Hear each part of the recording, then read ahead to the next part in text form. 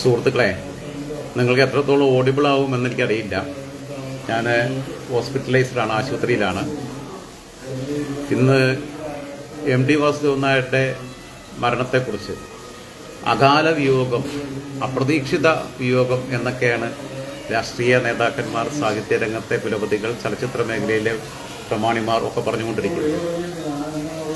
91 വയസ്സുള്ള അദ്ദേഹം ഇനിയിപ്പോൾ എത്ര വർഷം കൂടി ജീവിച്ചിരിക്കണം എന്നാണ് ഇവർ ആഗ്രഹിക്കുന്നതെന്ന് എനിക്കറിയില്ല. നാളെ ഇപ്പം 102 വയസ്സുള്ള VS അച്യുതാനന്ദൻ മരണപ്പെട്ടാലും ഇവർ പറയും ഞെട്ടിച്ചു, ഒട്ടും പ്രതീക്ഷിച്ചില്ല, അപ്രതീക്ഷിതമായ വിയോഗം എന്നൊക്കെ. ഇത് ഒരു ക്ലീഷേ പ്രയോഗമായിട്ട് മാറിയിരിക്കും. ഇതൊന്നും ആത്മാർത്ഥമല്ല, ഇതൊന്നും ഹൃദയം കൊണ്ട് സംസാരിക്കുന്നതുമല്ല. നമുക്ക് ഇതൊക്കെ ഇതൊക്കെ പറയാൻ ആരെങ്കിലുമൊക്കെ വേണ്ടേന്നേ. ചായയുടെ സമയമാണ്, വാർഡിൽ ചായ കൊണ്ടു തരിക. സിംഗിൾ റൂം എടുക്കാൻ അനുവദനീയമല്ല. എന്താ ചേച്ചിയുള്ളേ? അത് വെച്ചതിൻ്റെ വേണ്ടിക്ക് ടീ ടൈമാണ്. അപ്പം ആശുപത്രിയിലെ കലവിലെ ശബ്ദങ്ങളൊക്കെ കേൾക്കും. പ്രത്യേകിച്ച് അറിയാലോ, കൂടുതലും സൈക്കിക് ഡിസോർഡർ ആയിട്ടുള്ള ആളുകൾ, അങ്ങനെയുള്ള ആളുകൾ ചികിത്സയ്ക്ക് കഴിയുന്ന സ്ഥലമാണ്. ഇതിൻ്റെ മുകളിലെ ഫ്ലോറിലാണ് അഡ്മിനിസ്ട്രേഷൻ. അതിൻ്റെ മുകളിലെ ഫ്ലോറിലാണ് ആളുകളെ സെല്ലിലിട്ടിട്ടുള്ളത്. സിംഗിൾ സെല്ലിലുള്ളവരുണ്ട്, അല്ലാതെയുള്ള സെല്ലിലുള്ളവരുണ്ട്. നമ്മളൊക്കെ അത്യാവശ്യം നല്ല ഫ്രീഡം ഇല്ലടാ, നമ്മൾ സെല്ലിലല്ലോ. ആ ഭാഗം ഞാൻ എഡിറ്റ് ചെയ്തോളാം. അപ്പോൾ ഇത്തരം ഈ വിഷയങ്ങളൊക്കെ നിൽക്കുന്നത്, ഇദ്ദേഹത്തിന് ഇപ്പോൾ 91 വയസ്സുണ്ട്. MD വാസുദേവൻ നായരുടെ മലയാള സാഹിത്യത്തിനുള്ള സംഭാവനകളെ കുറിച്ച് ആലോചിക്കുമ്പോൾ ആദ്യം പരിശോധിക്കേണ്ടത് സാഹിത്യത്തിനുള്ള സംഭാവനകൾക്കകത്ത് തന്നെ പലതും പല സൃഷ്ടികളും വരുന്നത് എങ്ങനെയാണെന്ന് വെച്ച് കഴിഞ്ഞാൽ, ഇപ്പോൾ അക്കൽദാമയിൽ പൂക്കൾ വിടരുമ്പോൾ നമുക്കറിയാം. അക്കൽദാമയിൽ പൂക്കൾ വിടരുമ്പോൾ എനിക്കുള്ളതാണ്. അക്കൽദാമയിൽ പകുതി എടുത്തു. അക്കൽദാമയിൽ പൂക്കൾ വിടരുമ്പോൾ എന്നുള്ളത് യേശുക്രിസ്തുവിൻ്റെ കൂടെയുള്ള സഞ്ചാരമാണ്. സ്കൂളിൽ പഠിക്കാനുണ്ടായിരുന്ന. അതേപോലെ തന്നെ ഇദ്ദേഹത്തിൻ്റെ ഭീഷ്മപർവം നടന്നില്ല.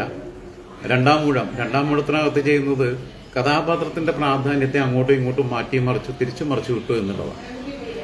അതൊരു ട്രപ്പീസ് കളിയാണ് എന്ന് കരുതിയിട്ട് ഇദ്ദേഹം ലോകോത്തര എഴുത്തുകാരനല്ല എന്ന് പറയുമ്പോൾ അന്ന് അദ്ദേഹം എഴുതിയതിൻ്റെ 100-1 അതിനെഴുതാൻ പറ്റുമെന്ന് വെച്ച് കഴിഞ്ഞാൽ അതിന് മറുപടിയില്ല.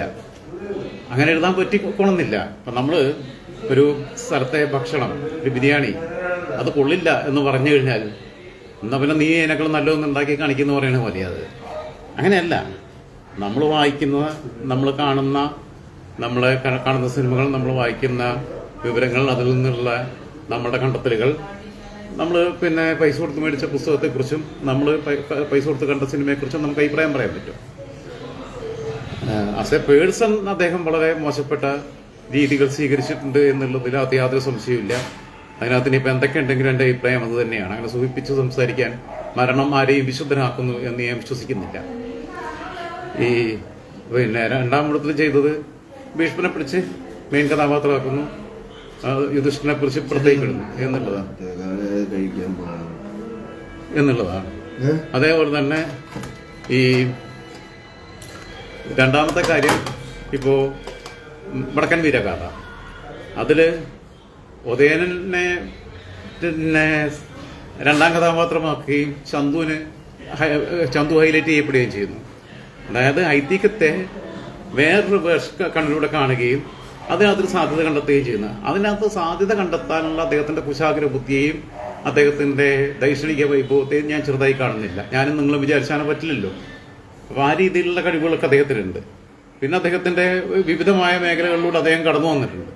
അദ്ദേഹം ഇപ്പം നോവലിസ്റ്റ് ആയിരുന്നു, ചെറുകഥാകൃത്തായിരുന്നു, തിരക്കഥാകൃത്തായിരുന്നു, ചലച്ചിത്ര സംവിധായകനായി, അതേപോലെ തന്നെ നോവല്, ചെറുകഥ, കുട്ടികളുടെ സാഹിത്യം ഇതൊക്കെ ചെയ്തിട്ടുണ്ട്. അദ്ദേഹത്തിന്റെ പ്രധാനപ്പെട്ട നമുക്കറിയാം 4 കെട്ട്, 2-ാം മൂഴം, മഞ്ഞ്, കാലം, അസുരവിത്ത്, ഇരുട്ടിന്റെ ആത്മാവ് തുടങ്ങിയിട്ടുള്ളതൊക്കെ. കിട്ടാത്ത അവാർഡുകളൊന്നുമില്ല. രാജ്യം പത്മഭൂഷൺ നൽകി ആദരിച്ചു. കേരള ജ്യോതി ജ്ഞാനപീഠം, കേന്ദ്ര സാഹിത്യ അക്കാദമി പുരസ്കാരം, കേരള സാഹിത്യ അക്കാദമി പുരസ്കാരം ഒക്കെ കിട്ടി. ഇദ്ദേഹം ആദ്യം വിവാഹം കഴിച്ച പ്രമീള 1965 വിവാഹം കഴിക്കുന്നത്. അവർ പിന്നീട് മരണപ്പെട്ടു. അതിലൊരു മകളുണ്ട്. ആ മകളിപ്പോൾ അമേരിക്കയിലാണ്. അദ്ദേഹം ഈ പ്രമീളയെ വിവാഹം കഴിച്ചു കഴിയുമ്പോഴാണ് അതിലുള്ള മകളെ ഡാൻസ് പഠിപ്പിക്കാൻ വേണ്ടി വന്ന ഡാൻസ് ടീച്ചറുമായി അടുപ്പത്തിലാവുന്നത്. രണ്ടുപേര് തമ്മിൽ പ്രണയത്തിലാവുന്നതോ അങ്ങനെ ഒരു വൈബുണ്ടാവുന്നതോ അവർ തമ്മിൽ കല്യാണം കഴിക്കുന്നതിനോ മുൻ ഭാര്യയോട് എനിക്ക് നിന്നേക്കാൾ സുന്ദരിയായ വേറൊരാളോട് അനുരാഗം തോന്നി, അതുകൊണ്ട് നീ എനിക്ക് യോജിച്ചവളാണ് എന്ന് എനിക്ക് കരുതുന്നില്ല. ഇപ്പോഴത്തെ എൻ്റെ സ്റ്റാറ്റസിനനുസരിച്ച് എനിക്ക് കലാമണ്ഡലം പിന്നെ സരസ്വതിയാണ് യോജിച്ചത് എന്ന് പറഞ്ഞതിനും ഞാൻ കുറ്റം പറയണില്ല. നമ്മളാണെങ്കിൽ അങ്ങനെ പറയുമോ എന്നുള്ളത് വേറെ ചോദ്യം. പങ്കാളിയുടെ ഒരു ആക്സിഡന്റ് പറ്റി അരയ്ക്ക് താഴെ തളർന്നിരിക്കുമ്പോഴും ആ പങ്കാളിയെ ജീവിതകാലം മുഴുവൻ നോക്കി ഇരിക്കുന്ന ആളുകൾ, ആണും പെണ്ണും ഒക്കെ നമ്മുടെ നാട്ടിൽ ജീവിച്ചിരിപ്പുണ്ട് എന്നുള്ളത് വേറെ സത്യം. ഒരിറ്റ് ആസിഡ് വീണാ മതിയെന്നേ ഈ സൗന്ദര്യമൊക്കെ പോകാൻ. ഒന്ന് വണ്ടി ഇടിച്ചാൽ മതി അര തകർന്നു പോകാൻ. അത് ആരതായാലും, അത് എം ടി വാസുദേവൻ നായരുതായാലും കലാമണ്ഡലം സരസ്വതിയുടേതായാലും രാജൻ ജോസഫിൻ്റെതായാലും ഒക്കെ അത്രയേ ഉള്ളൂ ജീവിതം. പക്ഷേ പുള്ളി അങ്ങനെ അവരുമായിട്ട് പിരിയണം തീരുമാനിച്ചു. അങ്ങനെ തീരുമാനിച്ചതിനകത്ത് ഞാൻ കുറ്റം പറയുന്നില്ല, അതിനകത്ത് യാതൊരു കുഴപ്പവും കാണുന്നില്ല, ഒന്നുമില്ല. പക്ഷേ അങ്ങനെ ഉണ്ടാകുമ്പോൾ തന്നെ ഇവർ പിരിഞ്ഞു. ഇവർ രണ്ടാമത് ഇദ്ദേഹം കലാമണ്ഡലം സരസ്വതിയെ വിവാഹം കഴിച്ചു. അതിലൊരു മകളുണ്ടാവുന്നു. അതിനുശേഷം ഈ പ്രമീള രോഗാവസ്ഥയിൽ ആശുപത്രി കിടക്കുന്ന സമയത്ത് ഇവർ പിരിഞ്ഞതിന് ശേഷം വാസുവേട്ടനെ ഒന്ന് കാണണം എന്ന ഒരു അന്ത്യാഭിലാഷം പ്രകടിപ്പിച്ചു പലരോടും. പലരും എം ടി വാസുദേവൻ നായരുമായിട്ട് സംസാരിച്ചു. ഒരാൾ മരണത്തോട് ലടിച്ചിരിക്കുക. 12 വർഷം ഒരുമിച്ച് വെച്ച് വിളമ്പി, ഒരുമിച്ച് കഴിച്ച്, ഒരുമിച്ച് യാത്രകൾ ചെയ്ത്, അദ്ദേഹത്തിന്റെ വസ്ത്രങ്ങളൊക്കെ അന്നത്തെ കാലത്ത് പെണ്ണുങ്ങളാണല്ലോ കഴുകി അയൺ ചെയ്ത് കൊടുത്ത് അദ്ദേഹത്തെ കുട്ടപ്പനായിട്ട് പുറത്തേക്ക് വിടുന്ന, ഒരുമിച്ച് കിടപ്പറ പങ്കിടുന്ന, അതിൽ അങ്ങനെയുള്ള ഒരു ബന്ധത്തിൽ ഒരു കുഞ്ഞുള്ള ആ കുഞ്ഞിന്റെ അമ്മയായിട്ടുള്ള ആ സ്ത്രീ മരണത്തോടടുത്ത് നിൽക്കുന്ന മണിക്കൂറുകളിൽ അവസാനമായി ഒന്ന് കാണണം എന്ന് പറഞ്ഞപ്പം ഇദ്ദേഹം കാണാൻ പോയില്ല. അവിടെയാണ് വാസുദേവൻ നായരുടെ മനസ്സിലെ ഒരുതരം പിന്നെ മോശപ്പെട്ട അവസ്ഥ എനിക്ക് തോന്നിയിട്ടുള്ളത്. ആരൊക്കെ എത്രയൊക്കെ വിശുദ്ധനാക്കാൻ നോക്കിയാലും വാസുദേവൻ നായർ നമ്മളെ ഈ വൈക്കം മുഹമ്മദ് ബഷീറിന്റെ ഒപ്പത്തില്ല.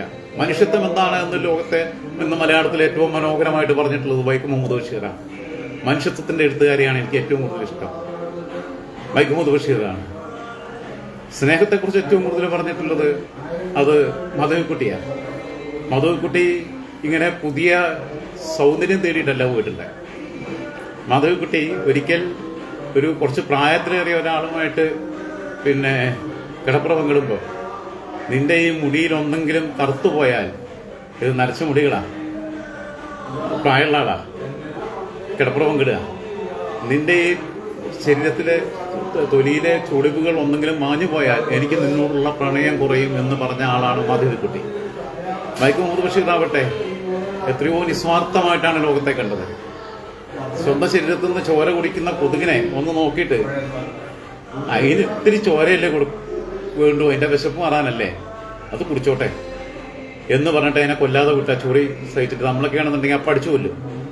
അപ്പം അങ്ങനെയുള്ള ഈ മാനവികതയുടെ ദർശനങ്ങൾ എന്ന് വെച്ച് നോക്കുമ്പം ഞാൻ പറയുന്നത് വൈക്കം മുഹമ്മദ് ബഷീറിന്റെയോ മാധവിക്കുട്ടിയുടെയോ അങ്ങനെയുള്ള കോവലിന്റെയോ കവി അയ്യപ്പന്റെയോ ഒന്നും നിസ്വാർത്ഥതയുടെ മനുഷ്യത്വത്തിന്റെ അയൽപക്കത്ത് എം ടി വാസുദേവൻ നായർ ഉണ്ടായിരുന്നില്ല എന്നത് ഒരു സത്യമാണ്.